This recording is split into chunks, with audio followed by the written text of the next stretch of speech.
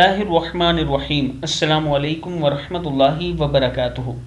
عابد راجہ channel کی طرف سے آج میں اپنے دوستوں کو رسول اللہ صلی اللہ علیہ وآلہ وسلم کا ایک بہت ہی پیارا فرمان بتاؤں گا۔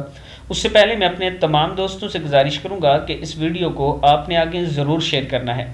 تو شروع کرتے ہیں۔ بسم اللہ الرحمن الرحیم۔ حضرت عمران رضی اللہ تعالی عنہ فرماتے ہیں کہ ایک شخص نبی اکرم صلی اللہ علیہ وآلہ وسلم کی خدمت میں حاضر ہوا اور اس نے السلام علیکم کہا اور بیٹھ گیا۔ آپ صلی اللہ علیہ وآلہ وسلم نے اس کا جواب دیا اور فرمایا اس کے لیے 10 نیکیاں ہیں۔ پھر دوسرا شخص آیا اور اس نے السلام علیکم ورحمۃ اللہ کہا۔ آپ صلی اللہ علیہ وآلہ وسلم نے اس کا جواب دینے کے بعد فرمایا اس کے لیے 20 نیکیاں ہیں۔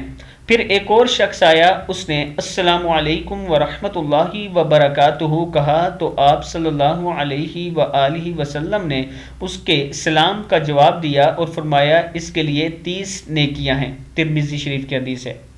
تو دوستو دیکھو، اگر آپ السلام علیکم کہتے ہو تو 10 نیکیاں ہیں، السلام علیکم ورحمۃ اللہ کہیں گے تو 20، اور السلام علیکم ورحمۃ اللہ وبرکاتہ کہیں گے تو 30 نیکیاں ہیں۔